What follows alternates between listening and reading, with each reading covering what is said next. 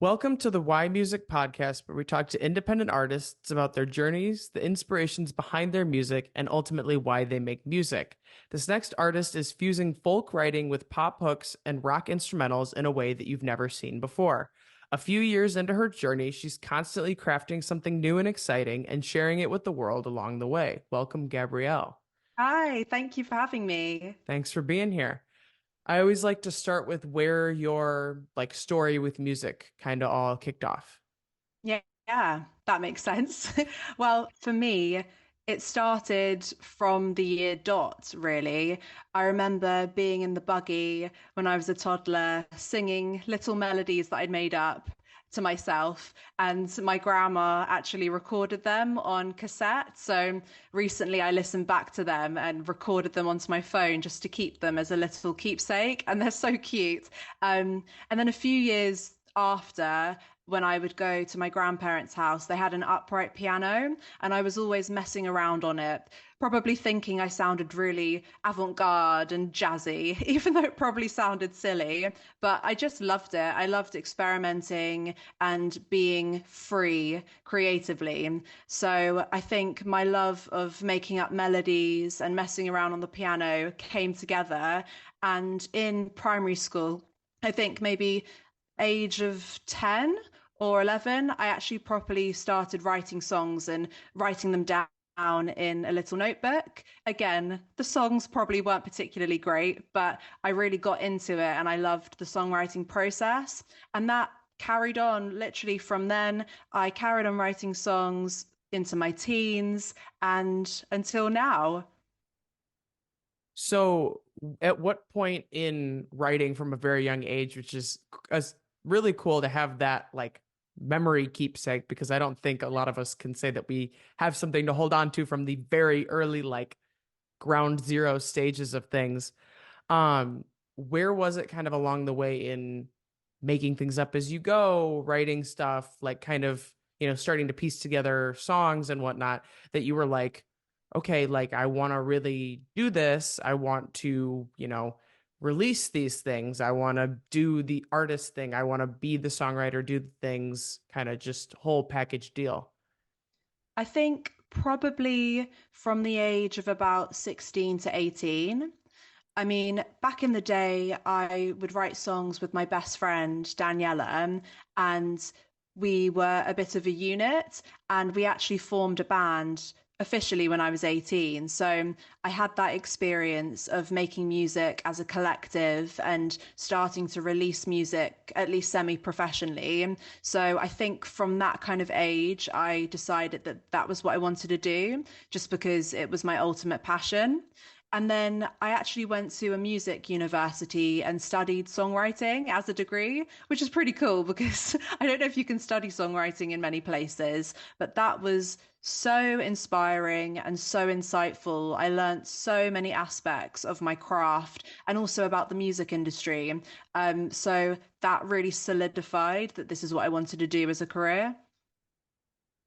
Um, yeah, I mean, being in a very big music country, the songwriting things feels like not that out there to have Yeah. as a thing that you can pursue at a university or college level. But then you think about it and it's like you definitely don't have that a lot of places. No, it's It's not not as so widespread. great.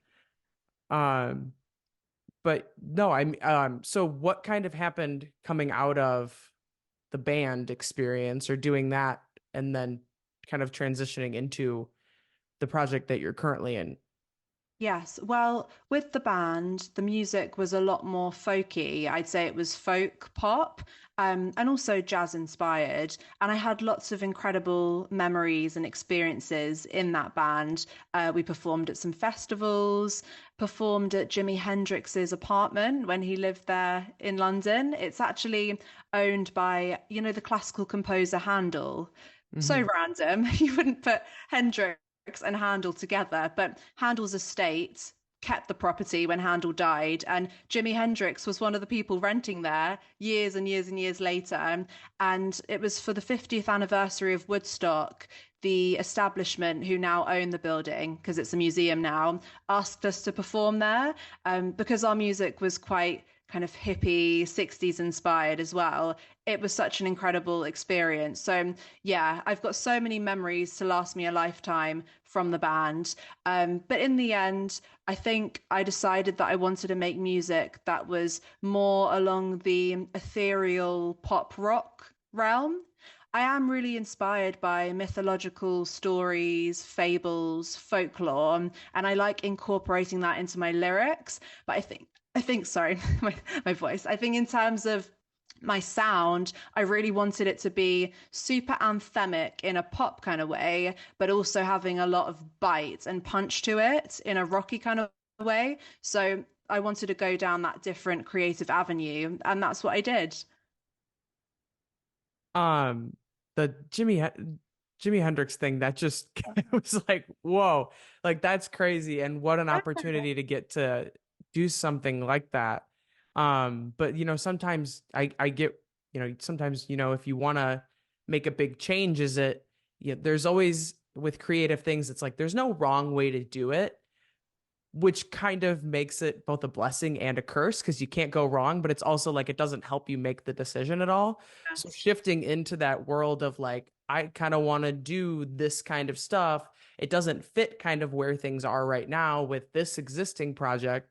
Let's just start anew, build something else, and then, you kind of have a clean slate to work off of instead of having to kind of make that transition a little bit more smooth and ease into it rather than, just jumping head first into where you are now. So, Yeah, exactly. It can be daunting, obviously, because I was stepping out on my own, wanting to pursue something that was truly authentic to me. And I guess I could have carried on, but I would have been, unhappy or maybe unfulfilled. So the first single I ended up releasing, The March of the Caterpillars, really represented that journey of me transforming into a butterfly from a caterpillar.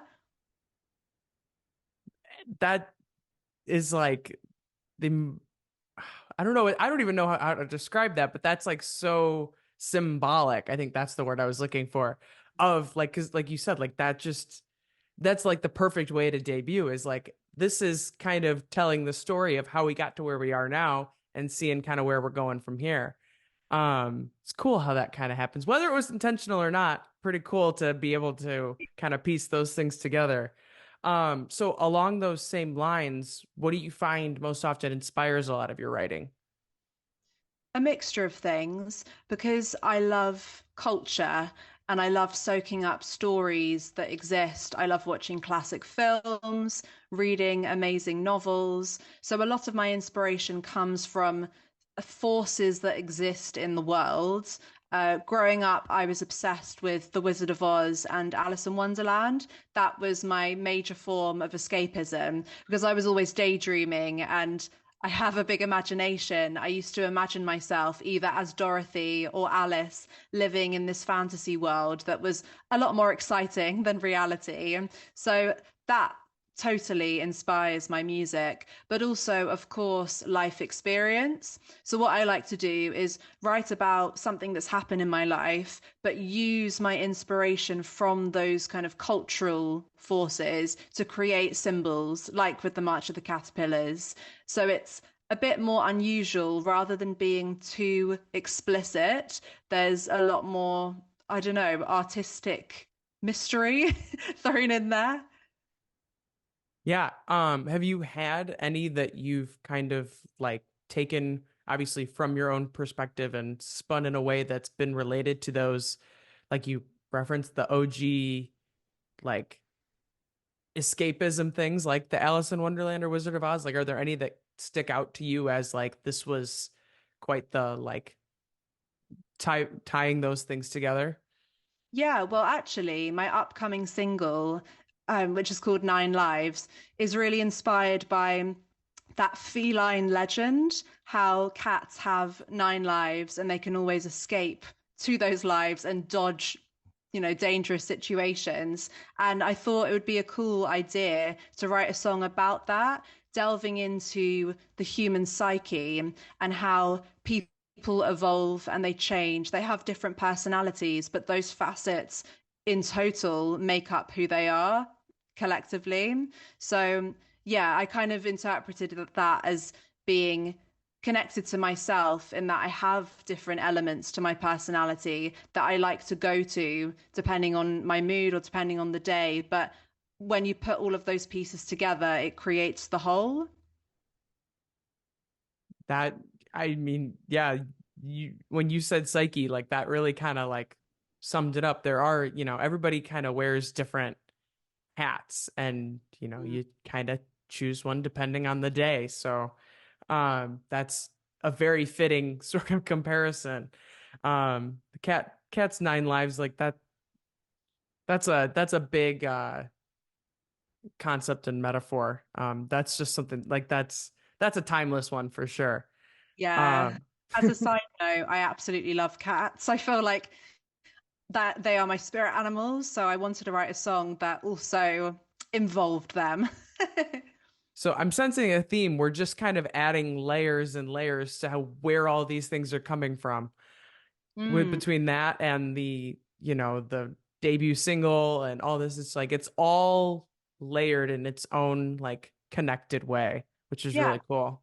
exactly. Because I want the Gabrielle Ornate world to be as if you're stepping into this fairy tale land, like the imaginary world I created in my head when I was a young girl wanting to escape this boring reality. So I want that kind of Gabrielle Ornate world to just be this incredible place that people can feel like they can escape to, either through the sound world or visually as well.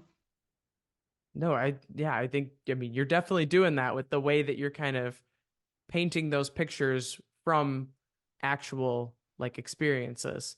So, Thank you. uh, if you had to create a new genre around your style of music, what would it be called? Well, interestingly, my partner and I have come up with a genre term, which is ethereal rock. And we have a little saying, ethereal rock you can't shake off. So basically, infectious, catchy songs, but the ethereal element is this otherworldly, philosophical, mythological edge. That that has a little bit of a ring to it. Ethereal rock you can't shake off. It's a We long wanted to do it's a that, long genre title, but we'll take it. We'll take like a it. little motto. Yeah. No, that's yes, it's like the company like what is it? Like the slogan or whatever. Like that's just like that's just yeah, that's what it would be. But yeah, that's an earworm a little bit because that'll like ethereal rock you can't shake off. That has a little like ring to it. That's Oh, great. I'm glad you yeah. think so. Hold on to that one because that's that'll stick with you. Um, is there a release that you think best embodies who you are as an artist? Like your one song sample of like, if you like this, you'll like the rest. If you like this, you should be a fan. Just kind of a song that kind of gives a taste of the bigger picture.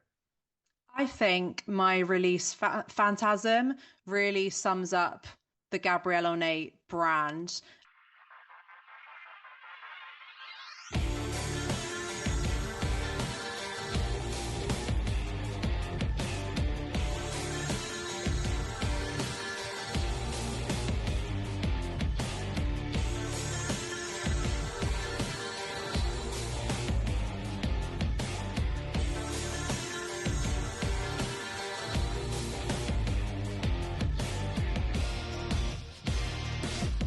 Don't block my light. I'll curse your way.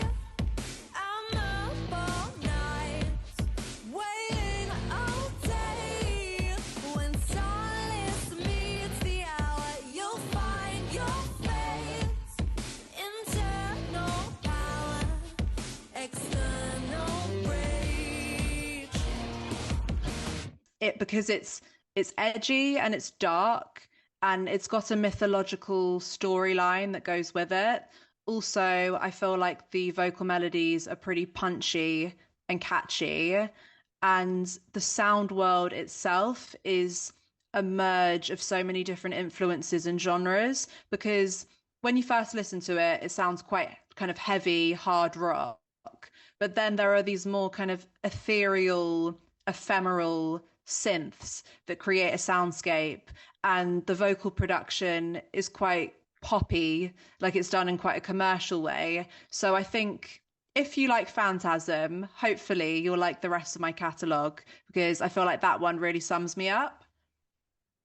Do you think that like the elements you just kind of listed off in that song are kind of recurring throughout like other songs of yours, like those different like sonic aspects? Do you think that that's kind of a, whether it's intentional or not, everything seems to be kind of like well thought out and intentional, so probably erring on that side. But do you think that that's like an accurate reflection of like the contributing elements to your other work?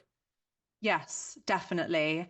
I think there are these essential elements or building blocks, if you like, that lay the foundations of every song.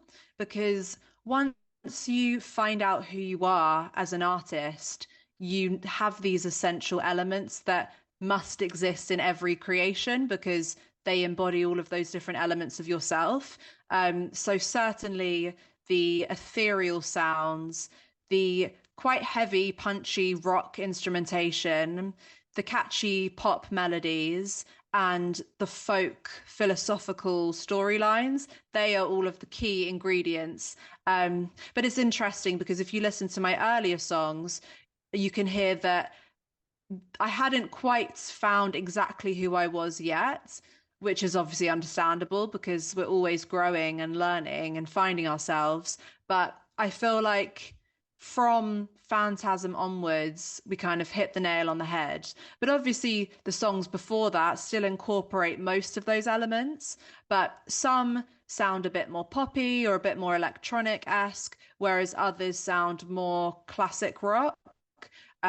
But those elements that I said are the main ones from now and yeah, into the future. So you think that that song is kind of the point where things really got refined into kind of what the sound that you're going for, and basically taking it from going up and down like this into different aspects to kind of being a little bit more like right here? You think that's the Yes. turning point? Yeah, yeah, turning point where it sort of became the sound. Yeah, that's something that I've noticed, and I like the way that you phrased it. Is it's like that's something that I've noticed across my own work as well as other people's, where it's kind of like, early on in people's catalog, a lot of the times, unless they, have waited until they found that thing to do Mm. the thing, but like you find a lot of variety early on, where it's like something has a little bit more of an edge to it. Something's a little bit softer. The instrumentation is different. There's all these different moving parts that aren't necessarily always there from one track to another, or are there loosely. And then as time goes on, it's kind of like, okay, like this is more concrete now. Like we're getting more of a sense of who they are, what they're about, what we should expect from them moving forward, things like that. It's just this kind of refining sort of progress that you have to take, because it's like you don't know automatically going into doing something as creatively open-ended as making music what Yeah. exactly you want and what exactly like who you are as an artist is, until you kind of get through some of those experimentation opportunities to kind of try it out, see if you like it. Maybe you don't. You kind of pick and choose then what you do like and stick with that. And so it's just kind of, like I said, it's going from this to just a little bit of movement right down the middle. Completely, because it would be unnatural and probably impossible if you'd sussed out exactly who you are artistically from the get-go, unless, as you say, you've sorted it out in advance and your first release is, the bang on version of you. But I think there's something quite beautiful and natural about having that experimentation and that journey, because at the end of the day, it's a reflection of life itself. You don't you're not suddenly born the perfect person that you will become. You have to live various experiences and, learn hard lessons sometimes to really become the most evolved version of yourself. Yeah, it's a perfect example of what you hear as like you kind of have to just do the thing, just try doing the thing to learn what you don't yet know. Like you don't know what you don't know until you're there doing it and trying to do it and trying to figure it out.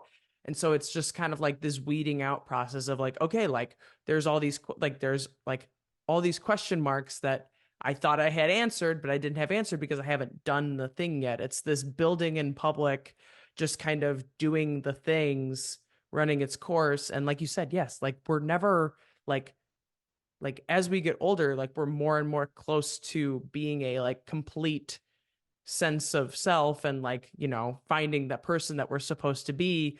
But you're not that on day one. You're not No. that on day 100. You're not that on day 1,000. Like it's just, you kind of have to do some things that you're not going to like end up loving, or, try some things that don't end up sticking with you just to kind of get to that end result. Like you can't have the bad batch, or you can't have the good batch without having the bad batch, you know? Yes. Yeah, you don't know what you do want until you know what you don't want. So even if there are negative situations that occur, or even in an artistic sense, you create something and actually you don't like it once you're done with it, rather than being really upset or distraught and thinking, oh, that was a waste of my time. No, it was really useful because even if you don't use that specific thing or take it forward, you might take elements of it and incorporate that into a new song, or it will just kind of incite your decision making to know next time I'm not going to do that, or I'll do more of something else. So it's all really useful. Yeah, it's all just we're all just a work in progress. It's all just a learning experience at the end of the day. You know, I've somebody said at one point it was like you'll probably never write like your best song because you just will keep creating new things, and then, like what you like writing at like let's say 19 isn't necessarily going to be what you like writing at 27. Exactly. Like it's completely different, and what your favorite is then might be different than your favorite later, and even then it might change. Like Yes. And every I week always, I have a new favorite song. yeah, I always like to have the mentality that the current song I'm working on is the best song yet. Hmm. I'm always wanting to strive to make something better, makes, a catchy song catchier or a heavy song heavier, whatever it is. I just want to improve, constantly want to improve. Yeah, I mean, that's all you really can do is it's like Ah, as long as whatever you're doing now makes you look back at the stuff that you've already done and be like, that's not as good as I thought it mm, was when I did it, then you're doing something right. If you're still yeah. looking at that and being like, I'm still at that level, you're not quite learning from what you're doing and, working at it. You're just kind of spitting out the same stuff. So you Mm, should be like my thing is always like it's a good sign if you look back at your old music and kind of hate it a little bit. yeah, because it's an indicator that you're evolving. Mm-hmm. If you're someone that is constantly looking for new music and trying to find artists before they blow up, then I'd like to introduce you to a project you're going to love. Indie for Your Inbox is an email newsletter that brings you a new song from an independent artist every single day. Uniting music lovers with the future face of the industry, we want to provide indie artists a new way to bring their music to their future fans. Click the link to subscribe now and find your future favorite artist. If you had to pick two or three artists that you think your music is like a combination of, who would it be? Mm, that's interesting. I would probably say the Beatles, who, I mean, obviously that's hard to say because I'm not comparing my music to the Beatles, but I love the Beatles so much and they're such a big inspiration for me. So I like to think that there is an element of my songwriting that is akin or similar or at least inspired by them, the Beatles. Soundgarden, they're a really cool band. I mean, Chris Cornell is an amazing singer and songwriter. And my partner, who I live with, I share this studio with, and we're actually the brains behind Gabrielle Ornate. We songwrite together and we produce the work together. He introduced me to Soundgarden because I only knew their song Black Hole Sun, which was really popular however many years ago. And I just love their use of harmony and the interesting melodies, they go to such unusual places. So definitely throw them in. um, and then, hmm. I mean, I do really like Radiohead for similar reasons. I feel like Radiohead are quite inspired by classical music in terms of their choice of harmony. And growing up, my dad was always obsessed with classical music. He still is. So every Friday night, my sister and I would fall asleep to the sounds in the distance of him just listening to various symphonies. And I do think that that seeped into my subconscious because there are different elements in my songwriting where I can look at that and think, oh, that's inspired by, I don't know, elements of Beethoven or Schubert. So I think I'd pick Radiohead as well because they incorporate that classical influence. I was waiting for it to tie back to the Radiohead thing because you said Radiohead and then it went to classical music and I was like, wait a minute, is there more than one Radiohead? Like, am I only thinking of this one? And then there's like this secret one that's like hanging out with Mozart and stuff. Like, did I miss something here? But from the like rock aspect of like your music and stuff, that makes a lot of sense. I know I'm not that familiar with Radiohead's like catalog or anything, Mm, beyond, the ones that people know. Um, but I know them to have that kind of influence. So that's kind of an interesting like two for one, yeah. in a way. But I mean, I feel like the Beatles I get, but it's also like it's like throwing out a big name and being like, I put myself in that same bucket. But Mm, it's just a sense of like the influence and like, like their stuff is timeless. Like people are still listening to that today and will be 100 years from now, I'm sure. Like exactly. that's just the aspects of what they do kind of carry over, and you could make that kind of comparison or like tie from an influential standpoint in a lot of different ways. And what I love about them is that a number of their songs, well, and albums can be so varied in terms of the genre, but because their personality and their sound is so uniquely them, it doesn't matter what genre they're experimenting with. It's so characteristically them, and I just love them for it. I ended up watching the Get Back films on Disney Plus when they first came out a few years ago, and I was absolutely hooked. Even though each episode was hours long, my partner and I, we literally just watched it straight because we were so fascinated by the way they worked and how their personalities merged together. Yeah, it's always interesting to see how like people that have made such a name for themselves have developed the craft, have developed different projects and have kind of transformed over time, and especially in like the era that the Beatles were in, like it's they just kind of like they always made it look like they just like showed up, picked up their instruments and were just doing like whatever came to the top of their mind, but like clearly it was so refined and intentional with what they were doing. Like it was like, but they looked like four dudes just having fun with instruments at hand, like it was just they were So just humble. And yeah. I despite the fame, when you see snippets of those intimate videos and footage, they're just four guys. They're still those same boys from Liverpool who became friends at school, however they met. And you feel like you know them, which is really nice because sometimes with bands and artists that become really successful, it almost feels like they've lost a part of themselves. But with the Beatles, I feel like they've totally retained it. Yeah, like you put any like you pull them out of the like public front that they like have been put in because of how successful they were, however you want to put it. They're like just an average Joe, which is Yeah. just it's always like really cool to see because it does that kind of level of fame. It's hard. I feel like it's hard not for that to get to you, where Yeah. it's like everybody's telling you how amazing you are. It's kind of hard to not want to buy into it and be, all about it and everything. But they were always just doing their thing. Like it's like from day one to whatever day they ended on, like it just was at the same level. And that's the kind of act you want to have, that kind of level of fame. Yeah, and it's amazing because they broke through the British class system, which seemed like an unimaginable thing to do. Before that, you would get performers like George Formby in the musicals who were also working class and successful, but I feel like society perceived them as being more of an entertainment joke kind of thing.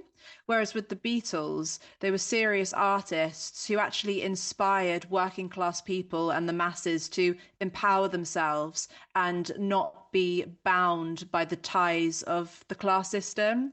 They proved that no matter how much money you have, you can be successful. You know, if you're talented, you can push through that glass ceiling, which I find so inspiring. Yeah, no, they really did their thing and did it well. And that's all there is to it. Like they just killed it and we're just so chill about it. We love you. Pick up the Beatles. What is an outside passion of yours that you feel impacts who you are as an artist? Mm. I do love nature.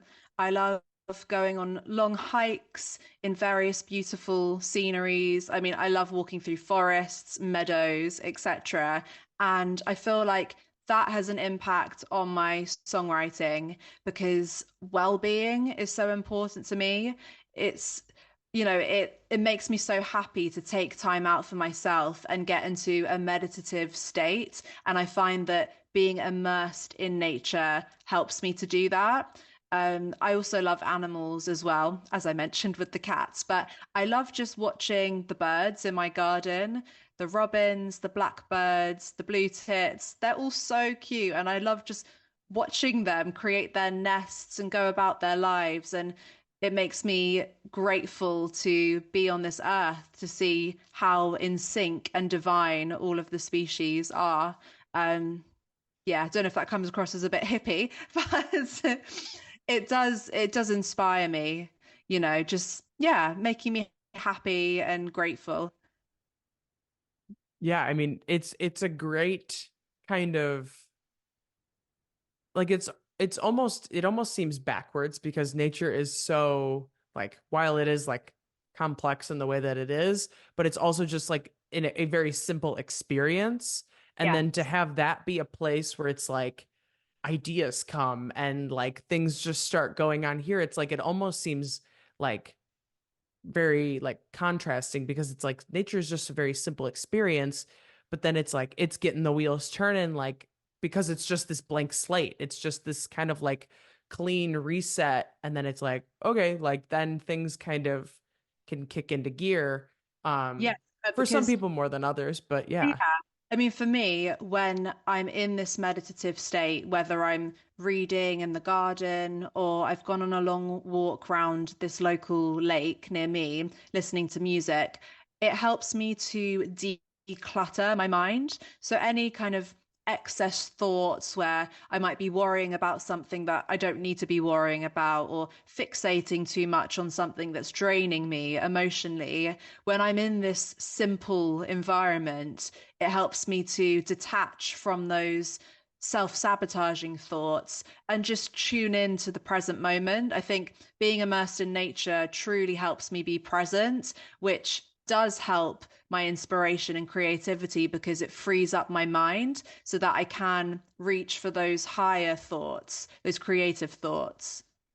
Yeah, absolutely, because it is just kind of this because sometimes like speaking from personal experience, it's like sometimes it's like you want to do said creative act, but Mm. there's just too many like things going on that it's like it's all kind of just jumbling together and nothing productive is coming out of it. Sometimes you just need to kind of have that clean reset, and it's like, okay, like the things that were important that were already up here are kind of like rising above the rest, and kind of, you're getting a little bit more clarity on whatever jumbled mess you had going on in the first place. Like it just kind of is this way to just refine whatever the idea at hand is and just kind of Yeah. channel in on that one thing.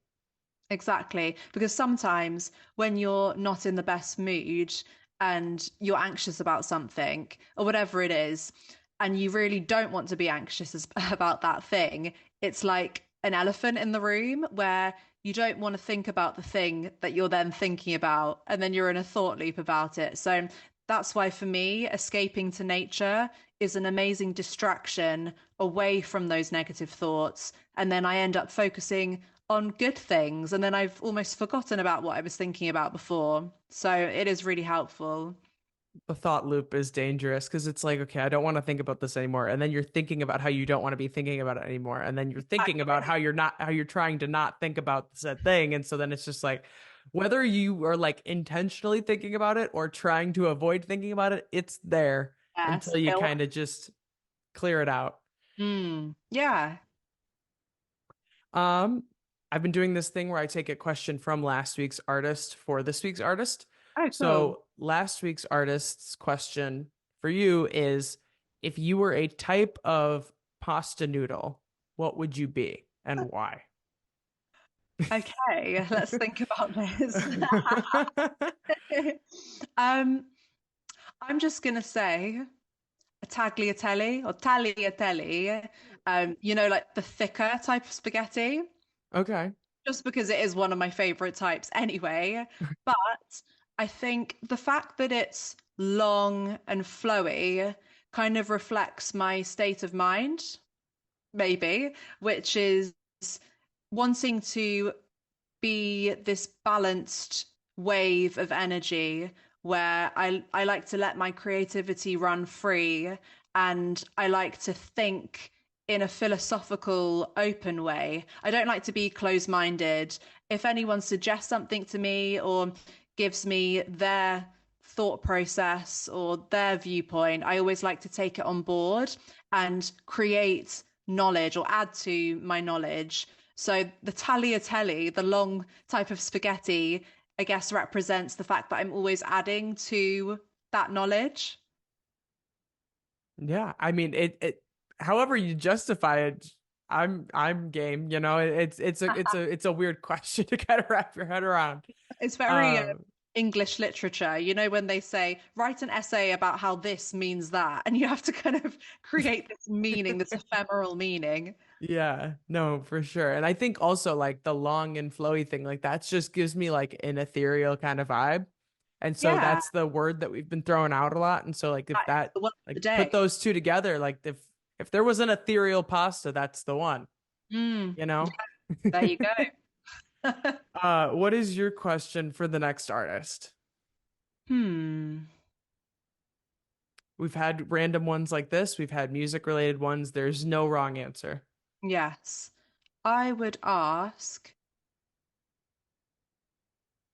what is the one moment in your life that gave you the reason or the meaning to pursue music as a career? I like that. Cool. Awesome. Um, Next is, what is it that you think sets you apart from other independent artists? I think the different influences that I have and the different styles I like to merge makes me more unusual. Um, I don't think many people write about classic folklore, or if they did, their sound might be more folky.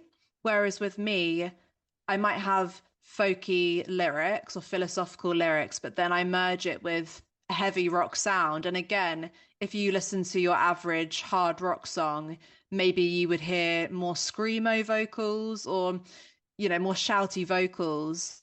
But then I have the kind of pop commercial sound. So I think my genre defying sound certainly makes me unique.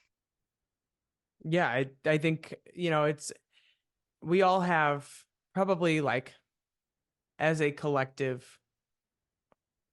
being artists, like we all probably have a lot of the same, like I listen to some of the same artists that you probably listen to and somebody else. And it's just like, but it's how you combine those different things and how they kind of mix in with your own experience and like what you enjoy from the creation standpoint, because sometimes what you listen to doesn't exactly align with what you create.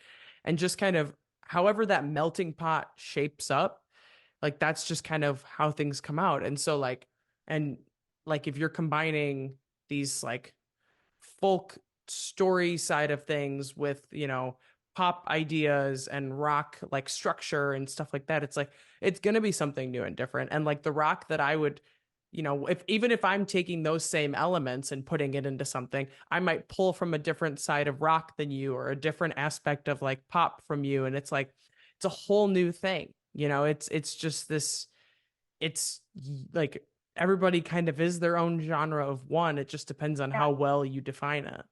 Yes, because we're all unique individuals. No one person is the same. The music that you make is going to be unique. Even though some people write songs to try and sound like someone else, I think it's still going to be unique, even if they're trying to sound similar to someone else. Yeah, because like even if it's your like writing and stuff, and like it's still filtering through whatever like I'm doing, you know what I mean? It's like there's at least going to be 1% of me on it, even if I'm trying to write like somebody else, like Yeah, that kind of thing. Like there's always going to be just a little bit of a twist, and that's why we'll never run out of music. Like that's just why this is just going to be an endless thing. exactly. So what impact do you want to have with your music and with your artistry?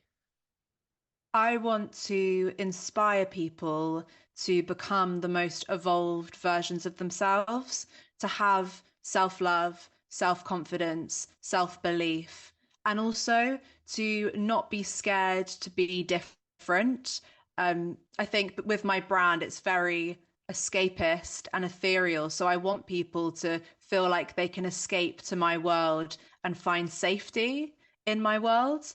And also, I hope that my songs become the anthem to people's lives where they have, an incredible life moment that they'll never forget. And one of my songs is the soundtrack to that. That would be amazing. Yeah, it's honestly like art in general, but music I feel like even more so is just a means at further like connection. Like whether it's like fan to fan, fan to artist, artist to collaborator, like whatever the kind of pairing may be, like there's just an elevated sense of connection that kind of comes through that. Yes, and I think obviously I would love my music to allow connections between all of those different combinations, but maybe most importantly, I want my music to inspire an improved, better relationship between the listener and themselves. So finding my music to be, a cathartic, therapeutic thing where they feel empowered by it and like their confidence to be who they are more so than before they listened. Yeah, no, and I like the way that you put it as like a relationship with themselves, because there's like two very common themes that I get with asking this question is, and it's like to inspire other people to create or do whatever the said thing is, or to kind of create this sense of understanding and community and relation and stuff like that. And it's like, but it's always painted in a new and different way, and every single time I hear it I'm like, it feels like a brand new thing, because everybody has their own person. It's just like the genre thing, it's like everybody kind of has their own personal touch on it, and it's it and way of articulating it, and it kind of like is just a showcase of like it means something a little bit different, but like same general idea as like someone else, which is like Uh, yeah, it's that's like, and it's always like the good stuff. It's not like I always want my like stuff to be like well received or anything like that. It's not like this, like it's like the Beatles thing. It's like it's not because like to achieve any sort of status. It's just like if it impacts one person in this way, like job done. yeah, yeah, completely. Yeah. I think that brings us to the final question, which is ultimately why music? Why music? Well, for me, music is the perfect medium where I can incorporate all of my different influences into this multi-sensorial form. I feel like music brings to life all of the feelings and experiences that I've had, more so than a piece of art, even though I love art. I feel like music has that four-dimensional element. And I just gravitated towards it when I was younger. That was the thing that I absolutely loved. It was how I could express myself the best, in particular, writing melodies. And as I grew up, I became in love with writing lyrics too. But for me, it's singing melodies. That is the way that I channel life. Yeah, I mean, like any art form, it is just a means of like self-expression, self-exploration, all these different things.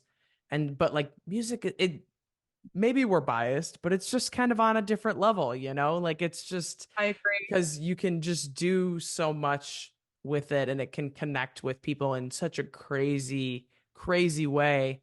It's yeah, it's like it's just if it's a privilege to be at the point where it's like I can create it and I can like, you know, do all the things with it and be able to have that skill set and you know have that project and all that. But it's music is just built different, you know, it's just its own, it's on its own level. It's alive, whereas other things are more static and more 2D. And I love music because it feels so real. Yeah, that's a good way of putting it. It 100% is alive. So Yeah. awesome. Well, I think that brings us to the end of this episode of the Why Music podcast. You can check back again next week for another conversation with another independent artist. Thanks for listening.